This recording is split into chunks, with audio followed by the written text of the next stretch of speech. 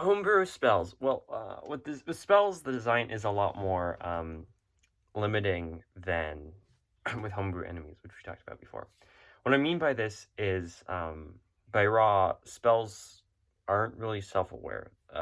This isn't a commonality, which means that they exist within the world. What I mean by this is by raw, spells are not self-aware, but contained in the world. So, for example, there's nothing that acts as an exception to the rule, like how there is in subclasses, like the Fey Ranger can summon Fey without concentration. A spell could not break that kind of rule, at least balance-wise. Technically, sure, it's homebrew, you can do whatever you want, and the fact that it's not in the game has a chance to do that.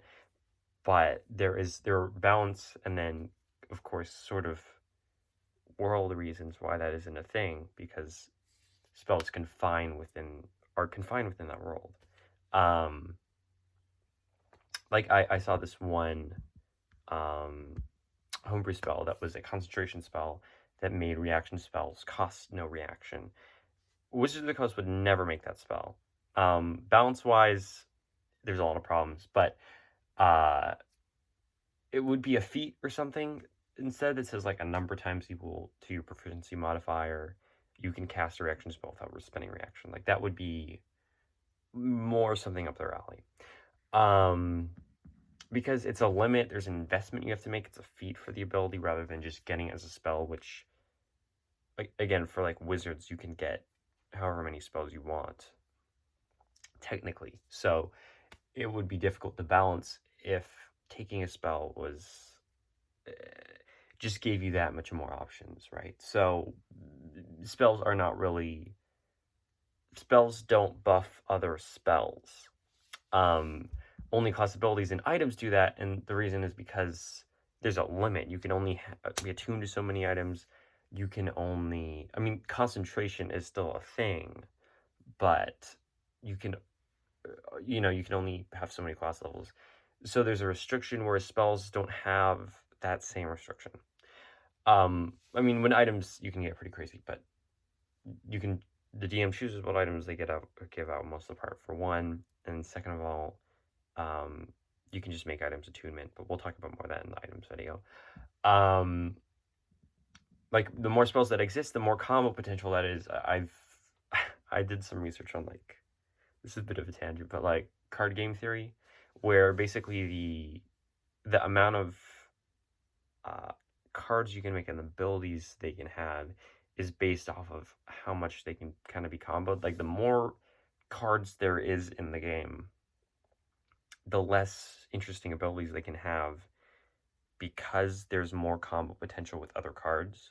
Like that's why power creep happens, and that's why, because the more cards there is, the more you can sort of get this, as well as like rotations are used to solve this. Also, like regions or things like that are ways to restrict how many cards can be comboed with each other.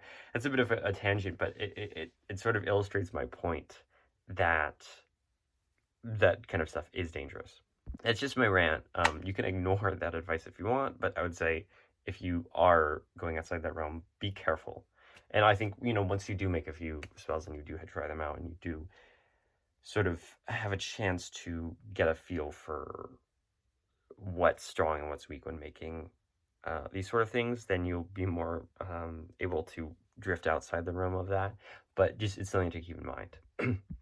So, like, this is not to say that designing things the way that Wizard Coast wouldn't, or limiting to that would be the best way, because there are a lot of interesting things that can happen. And also, Wizards are always pushing their own boundaries. Like, there's one homebrew cantrip one of my friends made. It pushes a target back in any direction. So its utility is you can push up an ally, like, into the air. You can, or an enemy up so they can take more fall damage when they fall down. And then the distance they're pushed increases as the cantrip, because it's normally almost exclusively damage that increases with cantrips. But I mentioned, but this is an interesting idea, and I like it a lot. And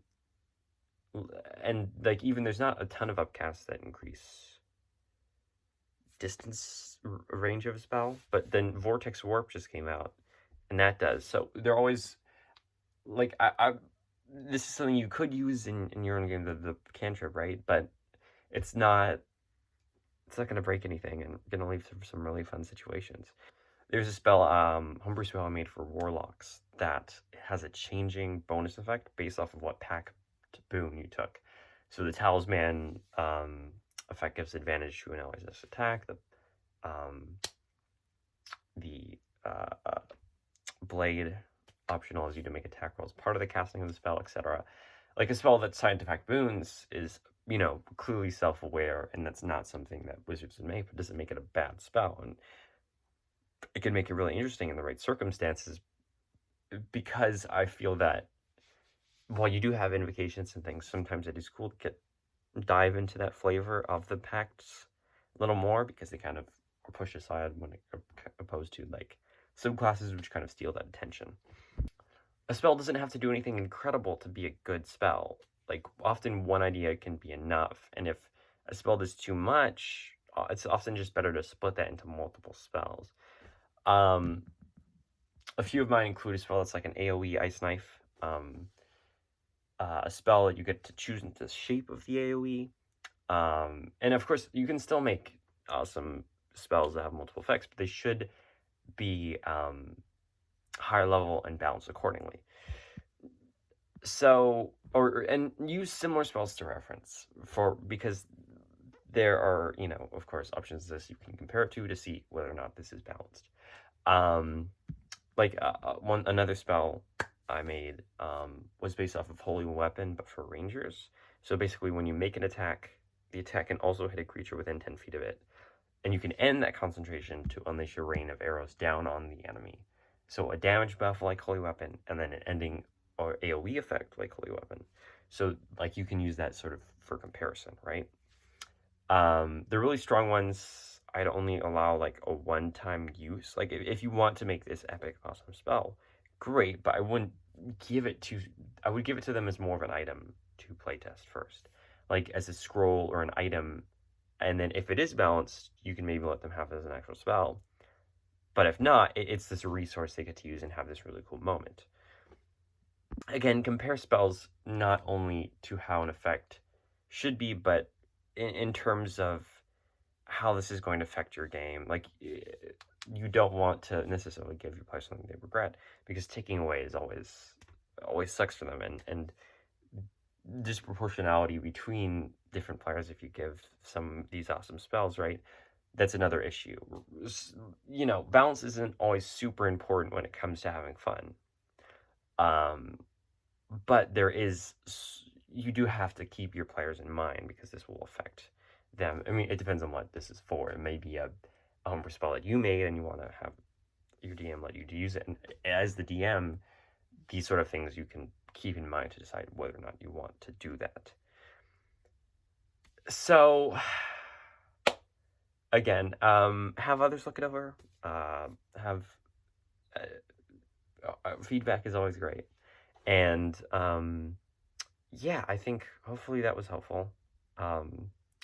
Homebrew spells can be really fun because of, I think, homebrew monsters are fun because of the lack of restrictions for me, and then homebrew spells are fun because of the restrictions. But this is Sean from Dungeon, signing off.